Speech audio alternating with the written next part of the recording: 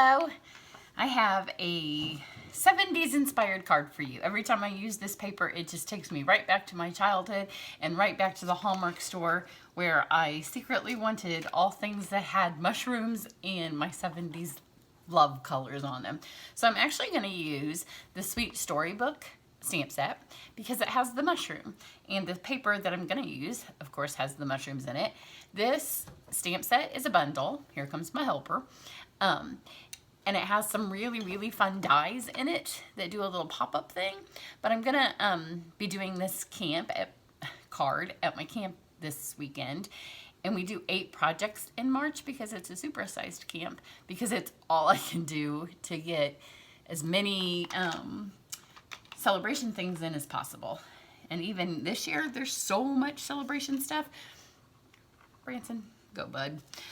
That there was no possible way to get it in, but I tried as much as possible. But when we're doing 8 projects, and you may have seen like the lily and the cupcake and the frogs, a couple of them, none of them are long, but a couple of them take a tad bit long, not long, longer.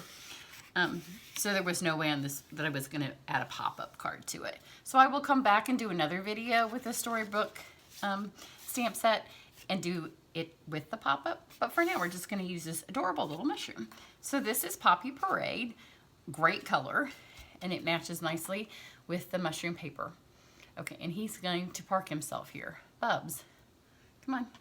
He wants to be part of my animal little storybook. And then I've got just some Whisper White, and then this is Mango Medley. So let me stamp this.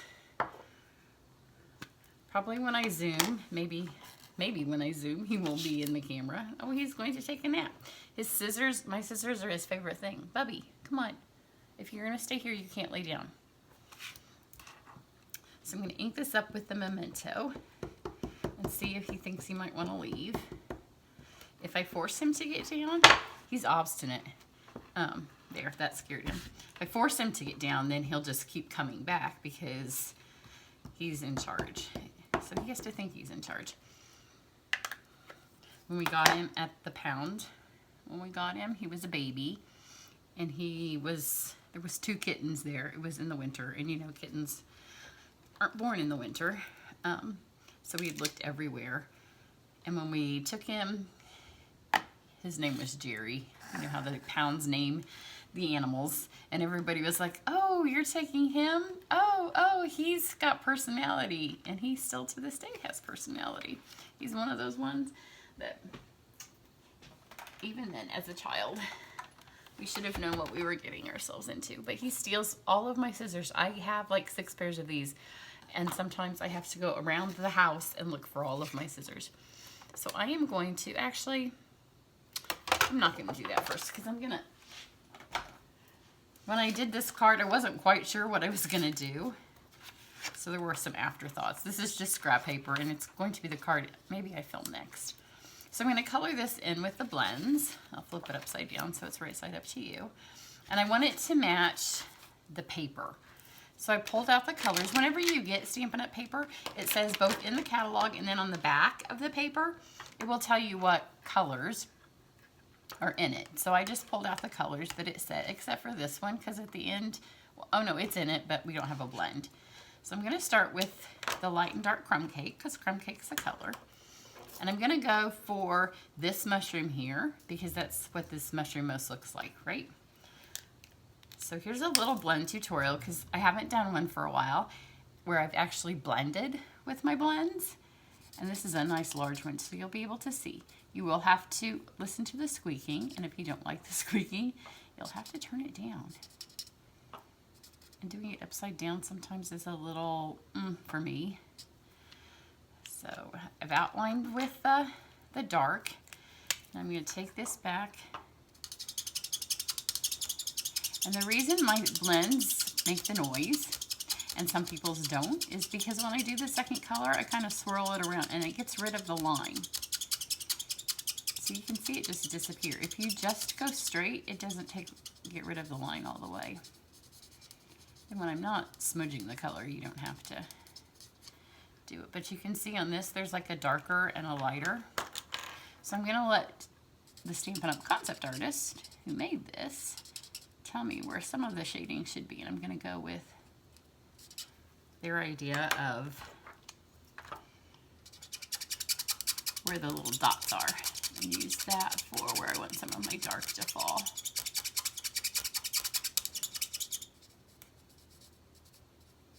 There is a color lifter, so if you forget to leave a little bit of light space, you can lift it back out. So there we've got the dark. And then here it's mostly light, but it has these dark things. So again, I'm just gonna go with my dark over the top. And I did think about getting my bronze or one of the darker colors to outline some of these, but then I decided, partly due to time or can't, because we're not going to spend any long time on any project, because we're going to do 8 of them.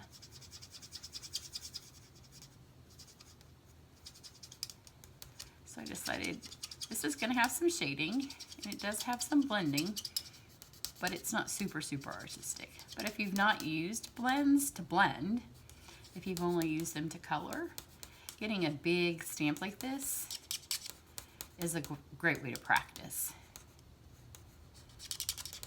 Because when you're working on some of the tiny things, it's harder to really see what it's doing.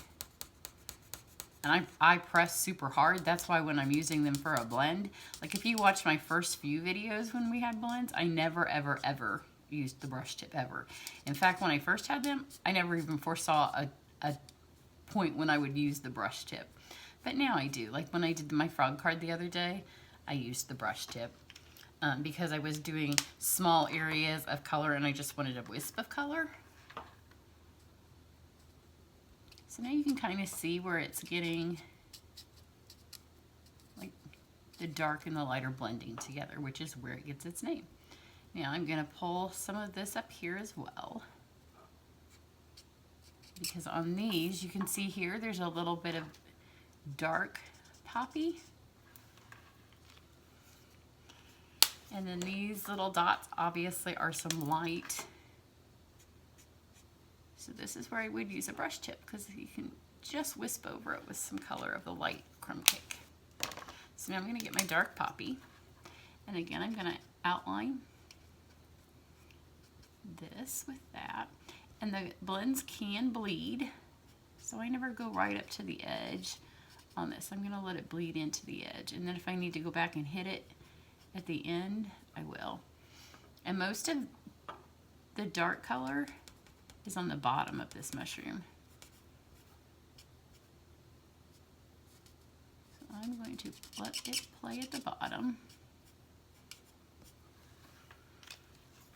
It's really easier to do right side up as opposed to upside down. I don't know why. The way the light falls, I guess. You need to be careful when you go around your little dots that you don't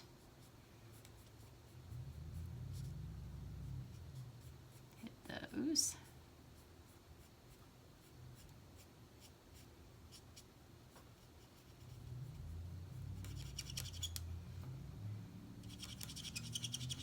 So here's where when the colors meet, this is where you want to swirl your color around to just get rid of that line, because you want the colors to blend together and not to have an obvious separation of dark and light.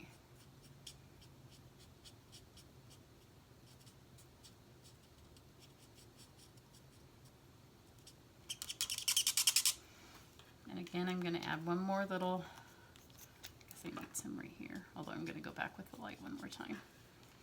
So I always start with the darkest, go to the medium, and then go with the light, and then kind of hit it back one more time. So here I'm going to get, because every time you layer a color, it adds one more depth of color. So I can kind of see where I want some more.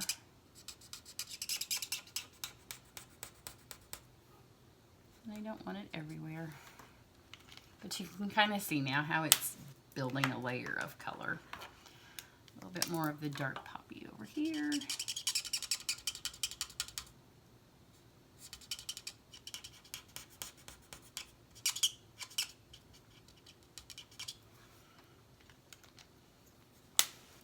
we're kind of just going, so it's obviously not going to look exactly like these because it's not the exact same mushroom.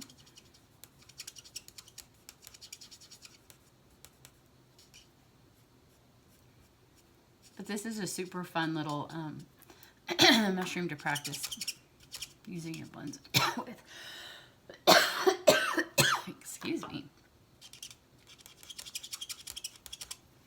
There we go.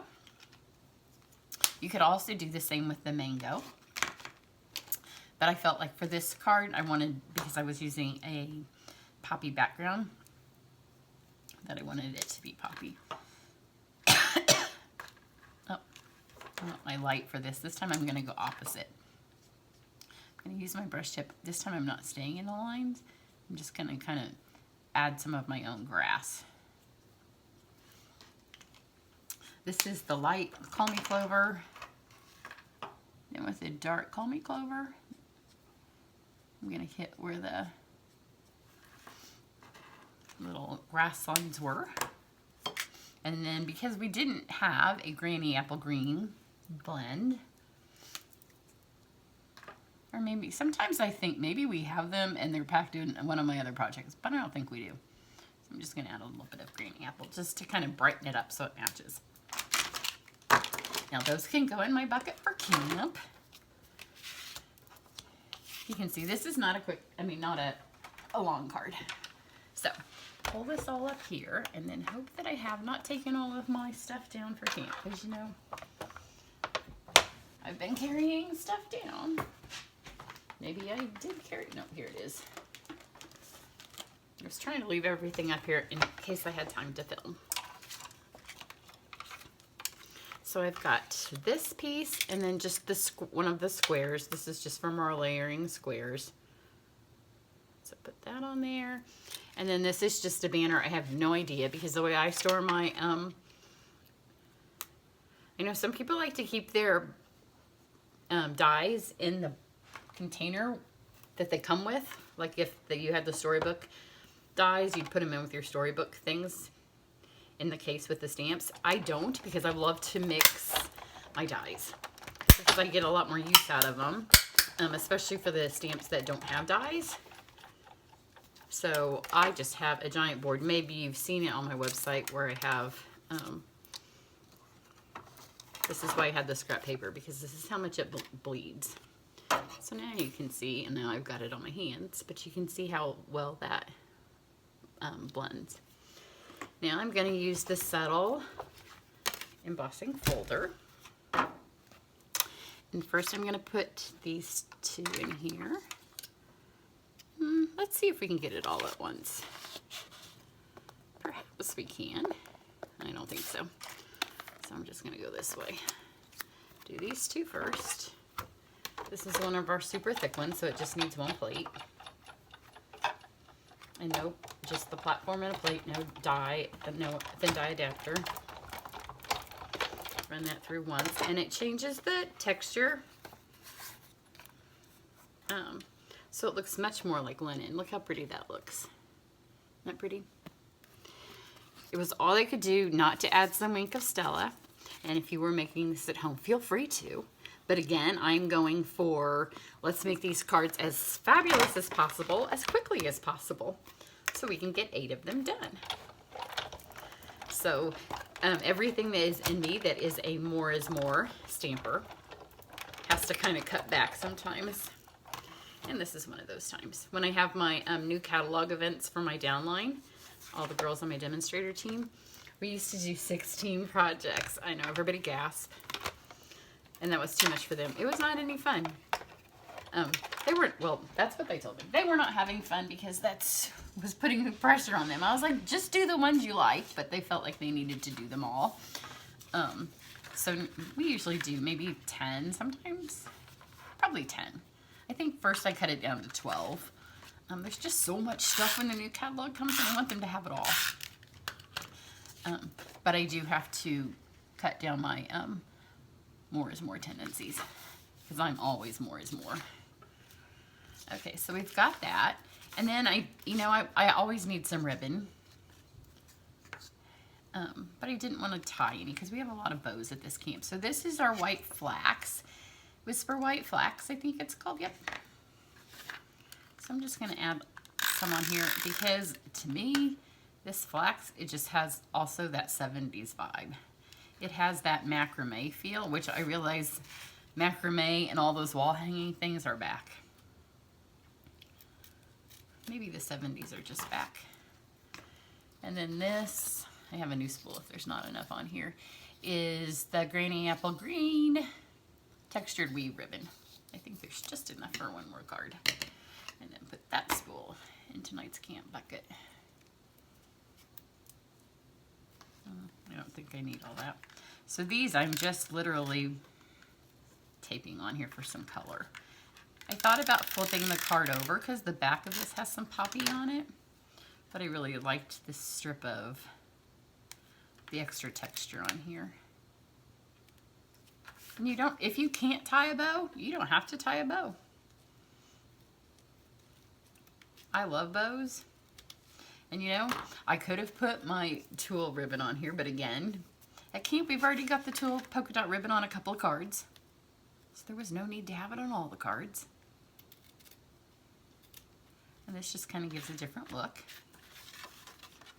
I think actually on my sample, I folded those under, so it was more of a finished look over here. You know, sometimes I should remember what I did. We'll just cut those. If you fold those around, it gives you a little bit more of a finished look, but hey, we're good. Now I'm going to take this onto here.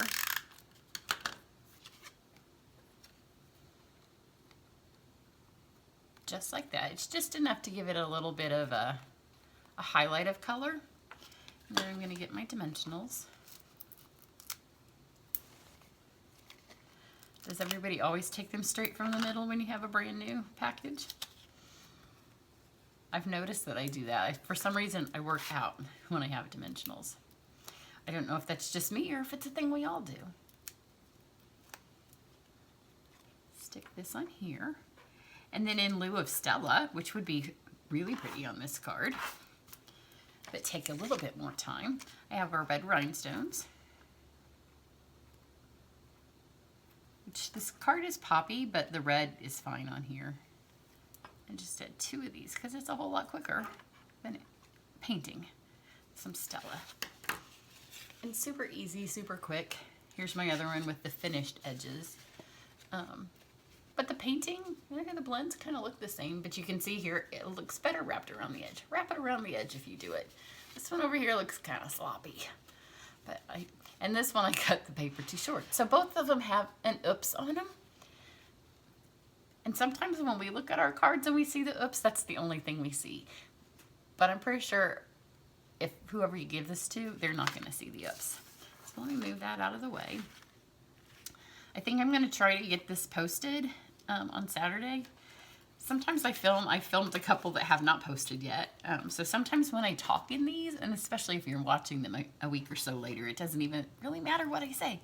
But I am going to try to post it over the weekend. So if you are watching it and it's still the weekend of March like 8th, 9th, my camp special will be on my website because I have some camp specials this weekend, and I'm extending them in some shape or form to online orders. And then also, if you're watching on this weekend, our demonstrator online meeting this week is going to be on Monday. One of our girls, there's 3 of us that do it, is in New York City. So we're actually going to do it a bit different this week because there'll be 2 of us, and we're going to film it from here.